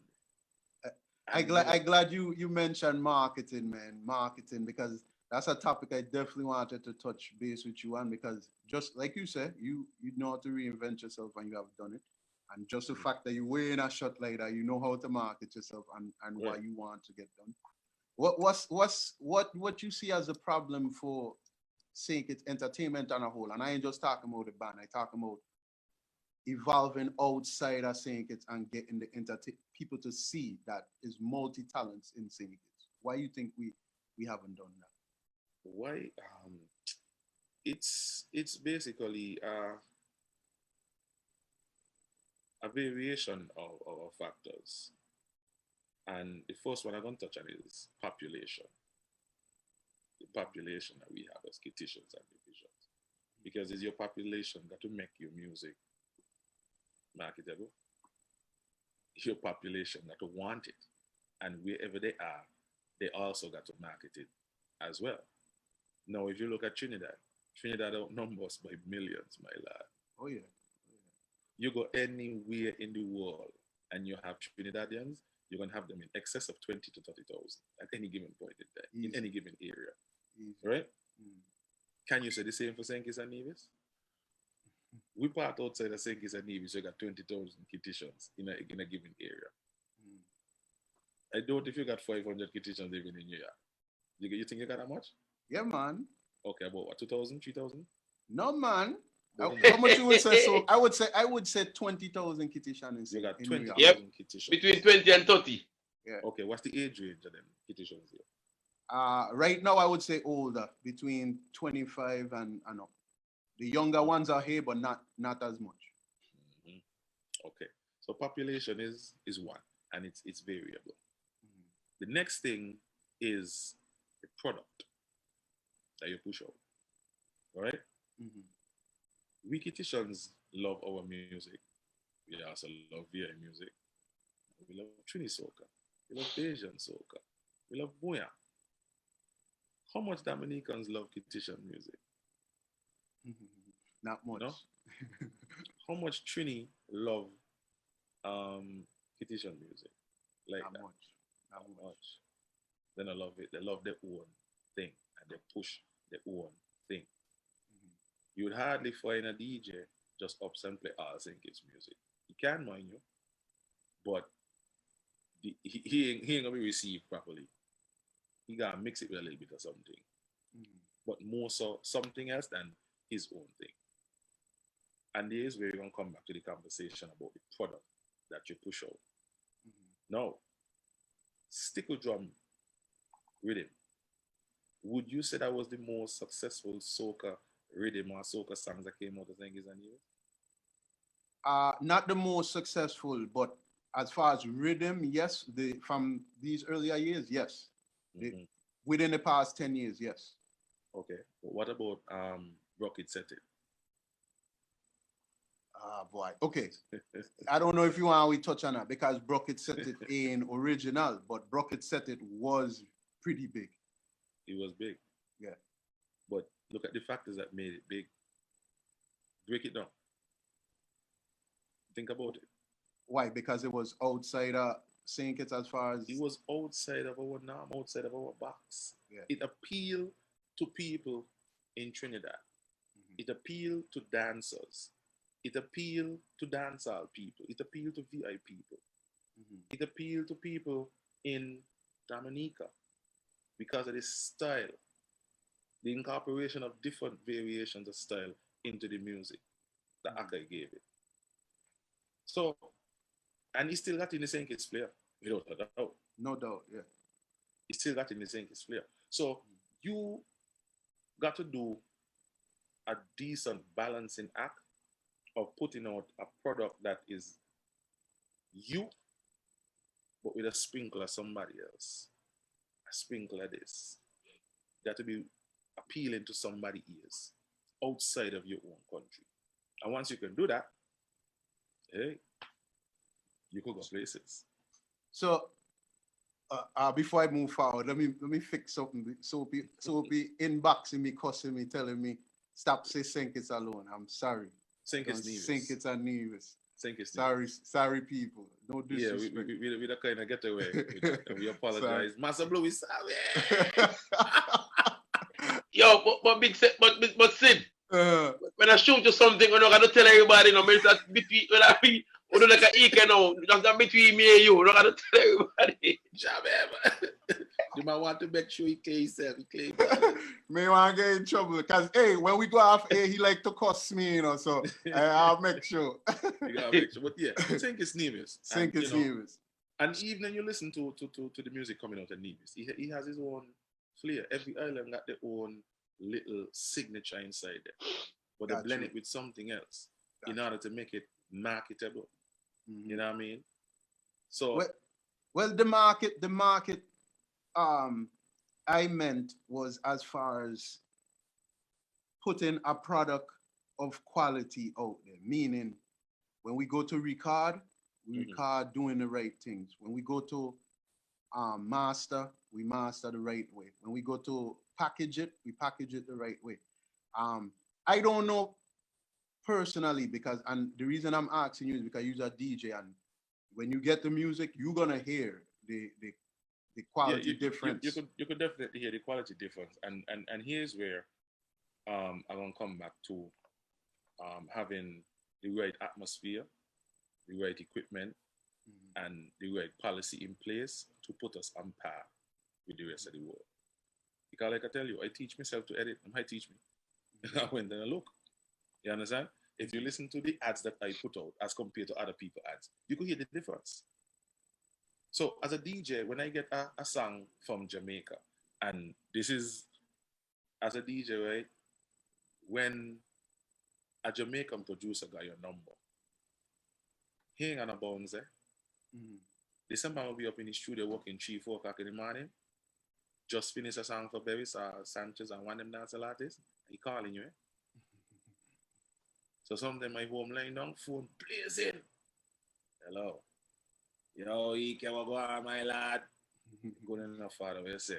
I just want one tune, I'm just bust out with Barris, you know. I'm going to forward it to you right now. You want a jingle too? Bam, and he come through. And the man up a walk. Wow. You understand? Yeah. So when you listen to the quality, I'm talking about the quality now. The quality of the vocals, how it sits in the music bed, you know, the bass line, the high end, the mid-range, the clarity. Yeah. When you line it up next to a song from here, you hear the difference. No doubt. No doubt. You hear the difference. No doubt. Equipment. It's but I don't want to make excuse for anybody, but I want to be honest. You know, you gotta understand too that the music ain't bringing back the money. So people scared to venture into the right way. And that's what we gotta fix. We gotta figure out how we could do the right thing and not be worried about losing. Because at the end of the day, like this music thing, ain't you alone hearing it. Like Stibba said when he was on the show, Stibba said, Barris told him, in your recording, put 150% in it because millions of people gonna hear that. Millions of people gonna hear that. And for years, once you record and put it out, you can't take that back in. You can't take it back. That's it. So we need to figure out, you know, either you're doing it for real or you ain't doing it because it ain't helping you by putting out a product that's not up to standard, especially in 2020. 2020, you got so much avenues. You could do it the right way without going crazy. You can, but as I tell you, it's tougher for us here in St. Kitts, so to speak, because of the population and because of how much it costs to get these equipment. You understand? And when you do decide to go and pay for it, it's still costing you way more. Like I tell you, talk to Lucas. Lucas will tell you how much one of his soca songs that he did recently cost. $5,000. When you line up Lucas' song compared to a song that was done in St. Kitts, you hear the difference. You hear it. So you got to be able to invest the money. Now, when Lucas done invest the money into a song, and he was the example that I used, invest in his dances and his art and the outfits. How the hell as a promoter you're gonna want to get them under $800? How? And the man is a brand, the man and invest in his craft. Just like when you put on a function, you can let me walk up to your gate and your function is $100 and I give you $40. You ain't gonna take it. So why the hell you want to give a man that when he tell you this is what my product costs? Why let's negotiate? I can't walk up to your gate and negotiate your ticket price. So don't do it. And then they want to watch you and tell you, oh, can you bring 500 people to the gate? Partner, That's your job to bring your people to your gear. You're supposed to market your event. Sell your event so that you ain't have to worry about if I could bring 500 people to the gear. Your event done sold off even before you put out the artist list. And that is how I approach promotion. Before me even sell a ticket, or before me even book an artist, me only got to tell you, he can do a boat ride. He can do a boat ride. They didn't even want to hear who on the boat ride.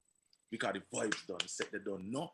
Before they even get to the boat ride, they done got the vibes in them. This boat ride gonna be crazy, he gonna be nasty, and he gonna be full of entertainment and jokes. So they ain't gonna know who the entertainment come out last. So even if I got a fucking, pardon me friend, even if I got a steel pan and a transistor radio, is a EK boat ride and he gonna sell off. You understand? Got you. So any promoter who would want to argue, oh, well, how much people you could bring to the gate? Partner, don't come with the argument there. Sell your product, sell your experience. Who on it? Ain't matter. I don't see enough events. Coming soon, bam, done sold out. And they ain't get the entertainment lineup yet. Yeah. Because event itself don't have a vibe and a feel to it, and you know you're getting an experience. Done sold out. So don't come with that foolishness. A man said this is what he invested, he put up to get, he put up to where he be. Pay the man his money, dread. And it's simple. But the man them who producing, I think if they could get the ease that they need, to get the equipment that they need and the experience that they need, the training that they need, without having to break the bank, we could produce any quality of music like anybody else. Oh yeah. Definitely. SK got some wicked producer. You already say Stickle, wicked, touching the VI. To me, my opinion, Stickle touching the VI right now harder than SK. That's how weird it is to me. Even though we know Stickle SK music doing well, but of course, to me, he touching on the harder. Then you got man like Corey, like you mentioned. I hear Magician produce songs for her name is Rudy. I didn't even know it was him. You know what I mean? Right. Like you got a lot of producers in SK could touch it. Yeah. Give them the equipment and see what happens. Give them the equipment. A lot the top of the line equipment and the top of the line training and see what these man do. Because what we're doing now with what we have is nothing short of miracle and magic. You understand? Yeah. It's like we're going into a drag racing with an old beat up car and still coming out with a good time. Give us some money. Give us the right equipment and watch us drive. Bust anybody backside. That's all I'm saying. Yeah, now, some people might say, if you want to do it, you could invest in it. But if you as an island trying to sell culture and entertainment, you gotta invest in it. No doubt. And even if you don't put in the money yourself, make it easy for people to get the equipment that they need to produce the quality that we need. Yeah, that's another good topic to talk about. Before, I remember a lot of these bands, and I think me and Stibba touched on it, used to do something called cultural exchange, right? Where you'll come here, and you didn't need your a work permit and stuff like that if it was considered a cultural exchange. The ability to do that has disappeared. Is that something St. Kitts and Nevis could fix, or is that something the bands them have to try to get back into? Because I have no clue. I spoke to someone from the St. Kitts embassy up here, and they said it still exists, but we don't do it no more. I don't know what I mean. I have no clue what I mean. Because if the focus, as I tell you, is shifted. The politicians and the bureaucrats, they're pushing the agendas that suits them. You understand? Look at it. Any event, any aspect, be it church, government, business, what is their go-to thing to market their product? Music. Entertainment. Yeah? The importance of entertainment. So if you know that entertainment is so integral to promoting anything, be it a country, a product, anything. Why not invest in the entertainment industry to make it the best it could be? It would only boast well for you. Exactly. Look at the politicians. Oh, you should work hard and this and that and it. And as soon as they want to market the political party, they call a ban. You understand? Yeah. But in order for a band to produce and work the way it does, it need equipment. Yes. It need opportunities. Going overseas is what brings in a good piece of sugar cake. I mean, when Marshall Montana gonna come here and charge out $50,000 US. But why a man in St. Kitts, why Sugar Band and New Guys that got masters can't go somewhere and charge $50,000? Exactly. But they first got to get the product to be able to command that kind of price. Yeah. They have to produce the material. How are you going to produce the material? You need the money. You need the equipment. Yep. So if you invest in that entertainment industry, you could see that you have entertainers making that kind of money to bring back to your economy. Because if IEK was to make $1 million out of entertainment, what the hell you think I'm going to spend $1 million there? Right back there. Yeah.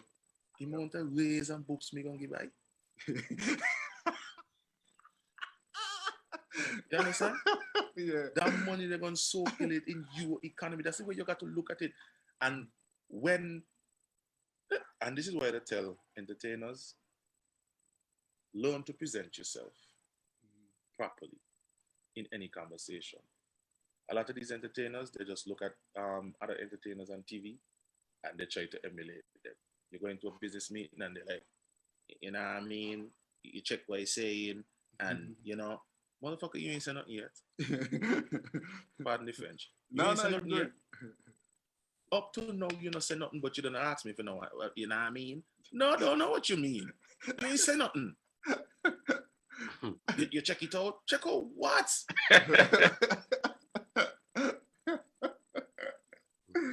You got to know how to present yourself.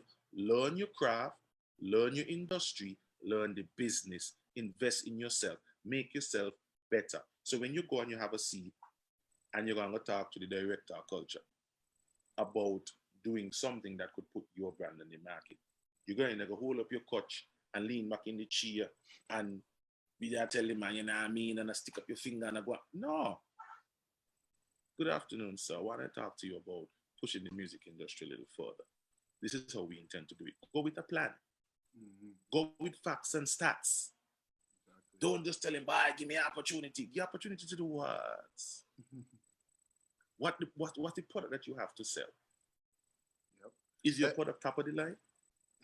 Let me tell you, Steve, I said one time, he went to a meeting with somebody, and prior to the meeting, the guy asked for the music, so he pulled out the CD, hand the guy the CD. So the guy look at the CD, inspect it, and just hand it back and say, all right, thank you. So like, thank you what? So meeting is over. Because the CD was so horrible, the guy ain't even wanted to hear what you got to say. The presentation, artwork, crap.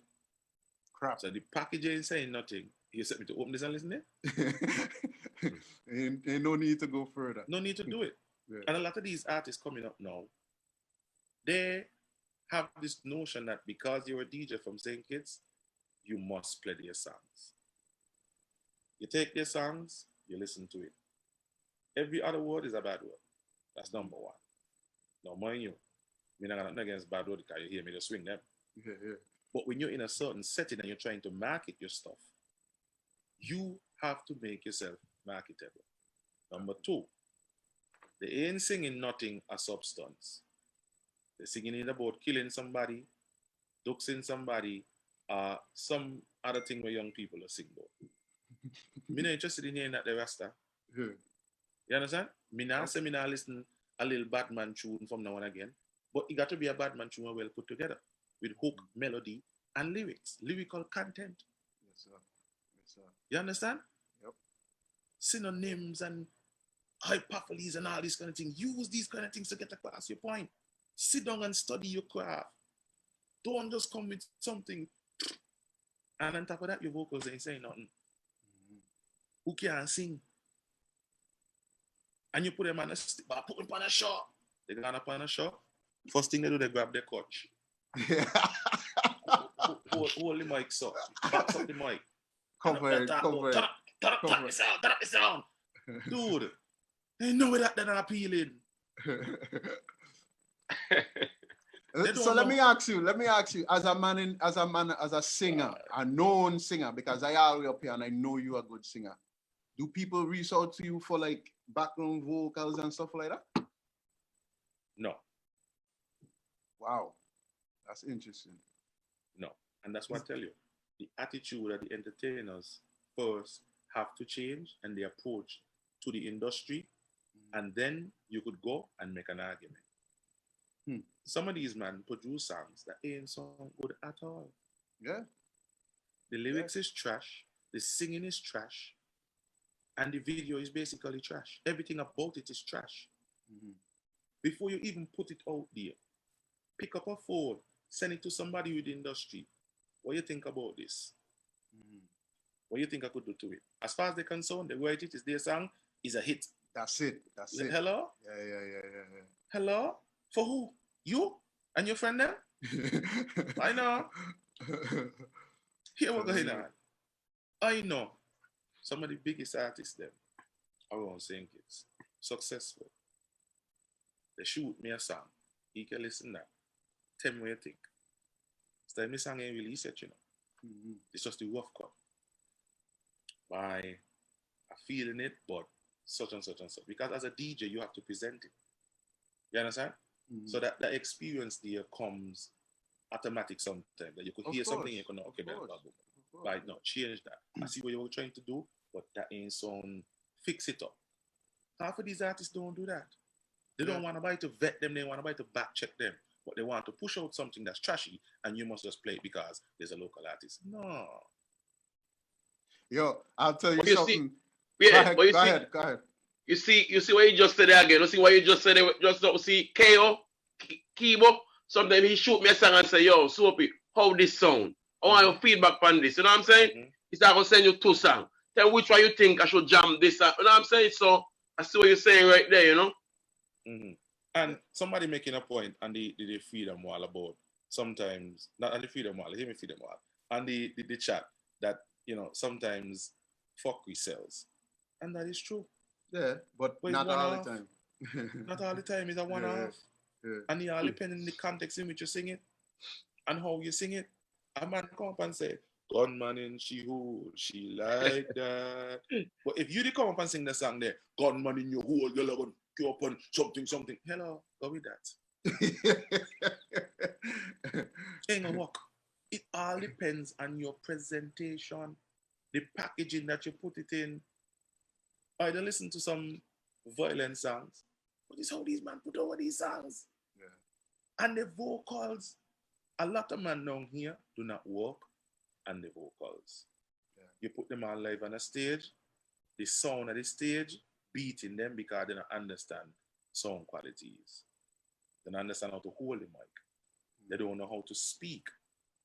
If you get on a stage and the mic and your monitors are low, you must be able to tell the sound engineer, well, okay, bring up the vocals in the front monitor. Yo, sound man, turn up this here. What?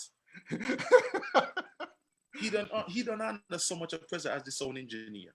Yeah. For now, you go have to talk to him like that. What do you think happened? Exactly. So these men got to know how to present themselves. And to touch on the thing what you said with people shooting you a song. I tell you, we did a song for Lady Diva, me and Paul Queely. And she come back, she said, listen, Ike said they say need better background vocals. Yeah. Yes. Yeah, man. I remember that clear. When you not say song bad, you just need a little touch up on the background vocal. No. She said Ike said the song was good. Very good. He just need better background vocals. Nothing wrong with that. And you push it out and you edit it out and you boom and you come and you get the best. But sometimes man sit down and songs for 3 and 4, 5 years before they even put them on. I got songs for years. Years sitting here. So why is it there's this big rush to push out a song and the song not done yet? I got a dancehall song I've been sitting on for 3 months. I got this song in November or December. I sitting on this song. Vocals done do, music done do. But I just don't feel like it needs something else. So I'm gonna push it out yet. Nobody know. I only just now saying it. It can't be still because you don't hear it yet. Music don't spoil. Can't spoil.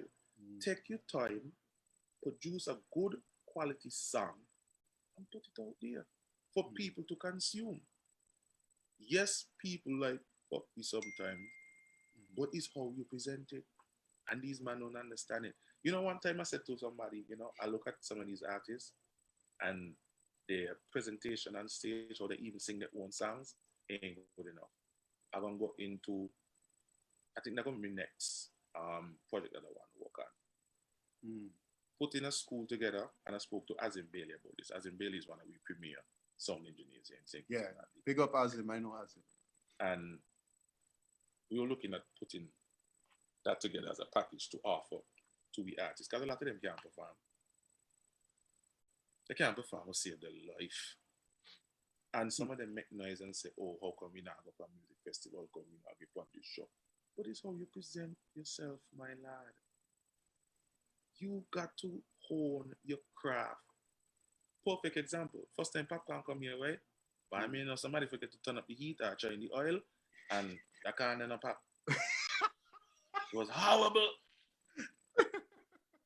Horrible. Why? What happened? You see, there's a difference between singing a song in studio and singing it on stage. No doubt. And if you're accustomed to the sound like bouncing off of different surfaces, it's gonna mess with you. You understand? If you don't understand octaves and keys and that kind of thing, it's gonna mess with you. And especially like time, because sometimes the beat might reach you a little later or a little earlier than you anticipated in your head. It might sound different coming out of a monitor that is high end and harsh as opposed to coming out of your headphones. So you got it a certain way in your head, but not so you come out with that. Holding a mic is key. Exercising your vocals, warming up your vocals. A lot of men don't take care of their voice. Your voice just like any other part of your body, you gotta take care of it. Otherwise, you gonna go on fire.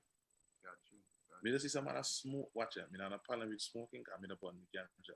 But me just see some man going to sing and they just sing a certain way and they gonna smoke. Smoking a joy with your vocals, my lad. You understand? Even something as simple as drinking a cold bottle of water, it ain't helping your voice. No. You understand? Yep. Exercise your voice. Do vocal training and so to get your voice to where it needs to be so you could belt out those notes.